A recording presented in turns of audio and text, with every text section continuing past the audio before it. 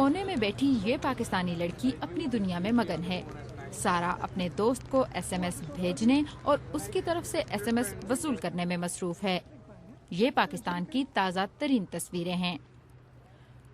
Actually I have a friend in Lahore, تو بس اسی کے ساتھ ٹیکسٹنگ ہو رہی تھی، بیکاز وہ اپنے اسٹڈیز کے بارے میں بتا رہی تھی۔ ابھی ہم لوگ کا سیمسٹر بریک تھا، تو ابھی I was just talking to about my semester اور یہ وہ سب۔ تو پاکستان میں گزشتہ 5 سالوں کے دوران موبائل استعمال کرنے والوں کی تعداد 1 کروڑ تک پہنچ گئی ہے۔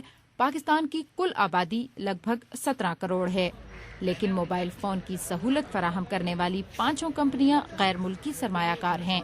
سرکاری اعداد و شمار کے مطابق ایک ماہ میں لگ بھگ 13 کروڑ ایس ایم ایس بھیجے یا وصول کیے جاتے ہیں، اور زیادہ تر نوجوان ایس ایم ایس کرتے ہیں۔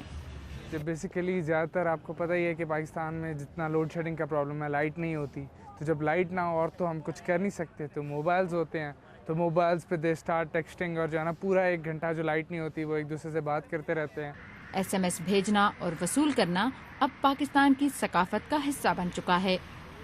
پی ٹی اے کے چیئرمین محمد یاسین بھی ان لوگوں میں شامل ہیں جو اکثر ایس ایم ایس کرتے ہیں۔ اور ایس ایم ایس کے ٹیرف جو ہے وہ بہت کم ہے اس وقت، اگر ہم ایوریج پیکیجز میں دیکھیں۔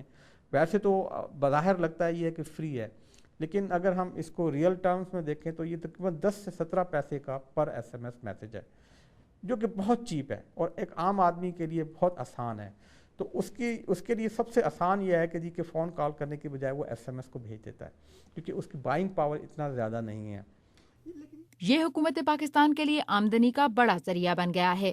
ملک میں اس شعبے میں لگ بھگ 10 ارب ڈالر کی سرمایہ کاری کی گئی ہے، اور حکومت کو ہزاروں ڈالر ادا کیے جاتے ہیں۔ اس نے کچھ عرصے سے نہ صرف پاکستان میں سماجی تعلقات کو مکمل طور پر تبدیل کر دیا ہے، بلکہ نوجوانوں کو تفریح کا ایک نیا ذریعہ بھی مہیا کیا ہے۔